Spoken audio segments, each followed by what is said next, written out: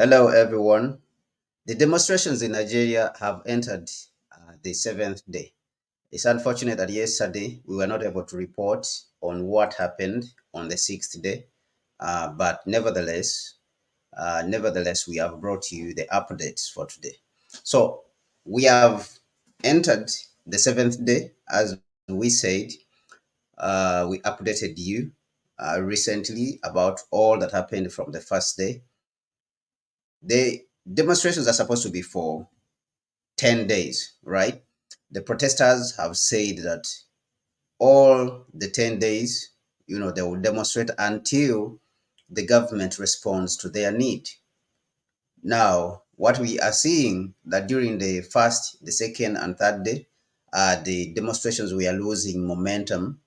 But when the president came out to give his speech on the fourth day, this angered the protesters because the protesters felt that their interests were not addressed by President Tinubu when he came to give the speech uh, in Nigeria, to which, of course, he thought that he was addressing the interests of the protesters in Nigeria. And of course, the president came out with a lot of threats and different tactics. The government itself used a lot of tactics, in order to calm down the protesters, of course, to intimidate the protesters. And of course, also they used divisive tactics. Greetings, Patricia Cox, and thank you for being part of this update that we are bringing. We are talking about the protests in Nigeria and what happened today. The protests, of course, continued, as we said, and the president has continued, of course, to intimidate the people and to use the various tactics. The police is out on the streets. What happened in Kano today? It even became violent. There was also elevated protests in, in Port Harcourt in Nigeria. So we will show you some of what happened in the particular places. For example, in Port Harcourt, what happened there. So let me just share this so that you can see the protests as they happened in Port Harcourt, Nigeria, on the seventh day of the protests. Let me share this so that all of us can be able to see it. The committing. All right. So the protesters have continued on to say that Tinubu, of course, must go. And anyone who has been speaking against, of course, the protests, that he must go or he must resign. That particular person must resign.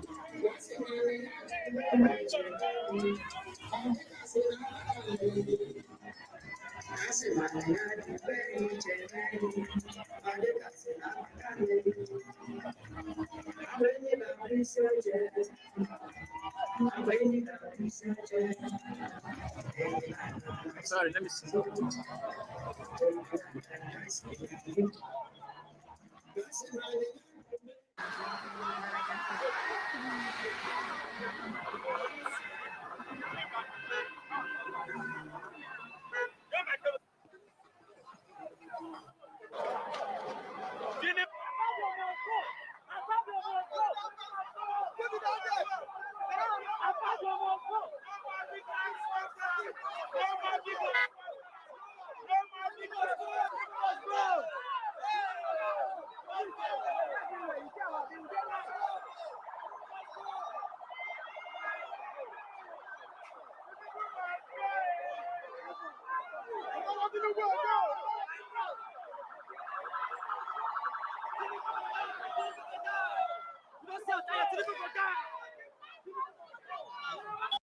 Hey, Africa.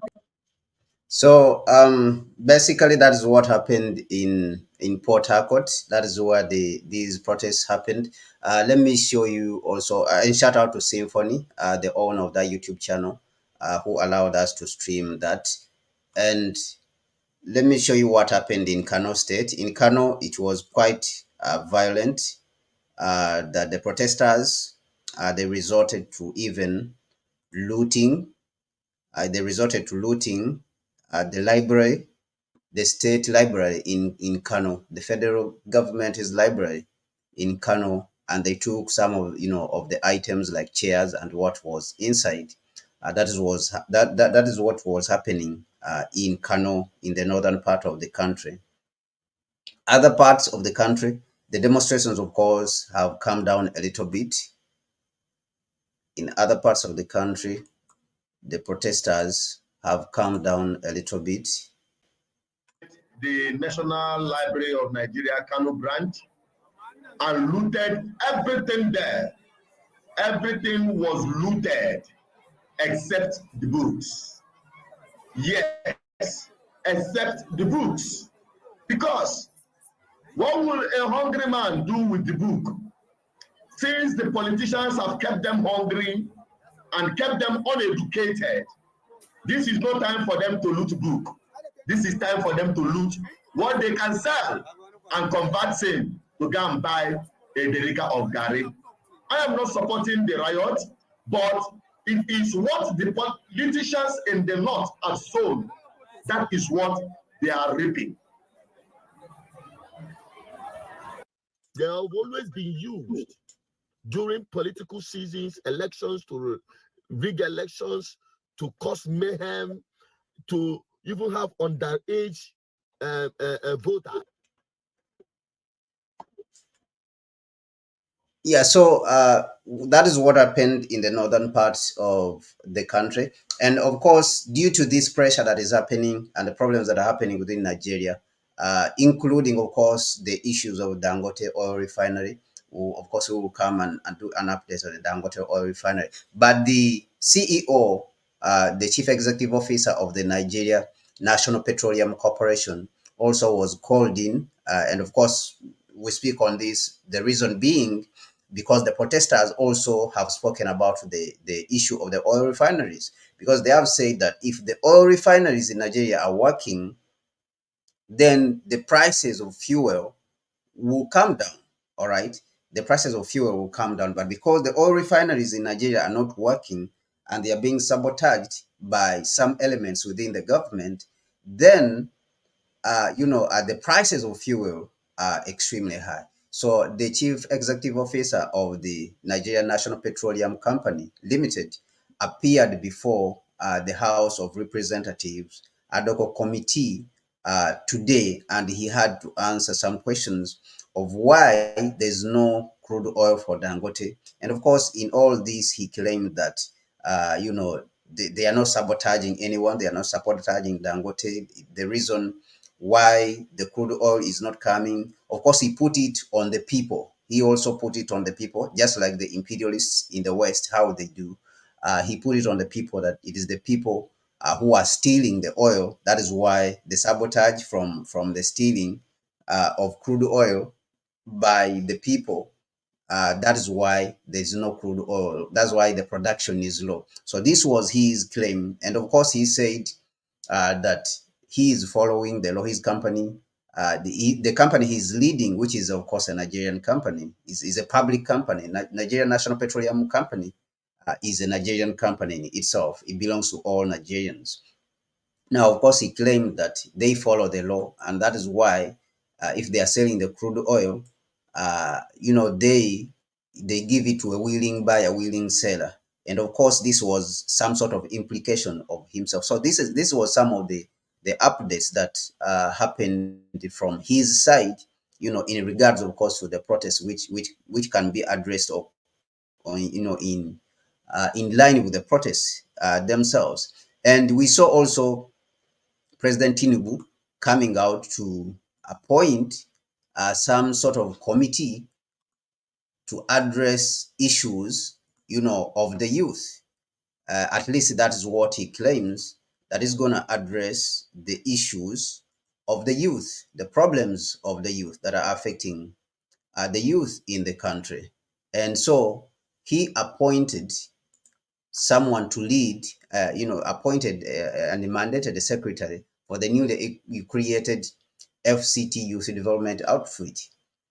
What this means actually is, what this means is that he's trying to claim that they created this outfit, within the Federal Capital Territory, within Nigeria. So they created a youth outfit which will be be able to attend to the interests of the youth. And of course, everyone here can plainly see that this is just an attempt to calm down the people who are protesting, because he claims that this established youth development secretariat, of the federal government is going to be used to create jobs. That is what he claimed. He explained that the youth development secretariat would serve as a robust, that is what he called it, a robust administrative structure to coordinate youth-related matters, in the government. The statement said that the secretariat would serve as a variable platform for the implementation of youth policy programs, youth policies and programs. So this is what the president, he claimed. But of course, we have seen, his thinking in his original address, which he put out after the protesters demanded, that he should come out and speak on their grievances. We saw that the grievances, of course, themselves were not, addressed. He said also that the secretariat, the youth secretariat, which has been created, will also facilitate the training, for skill acquisition, entrepreneurship, and leadership. That is what, of course, they claimed that is going to do. Of course, which is questionable, which is questionable, looking at the original speech which he gave in the country. With that being said, I want to thank you, everyone. If you have been part of the platform, we've been part of the update. Continue to like and share what we are bringing on this platform as we continue to grow. I want to thank you, everyone, and peace and blessings to you. This is Connect Africa, and my name is Kwame Gonza. See you next time.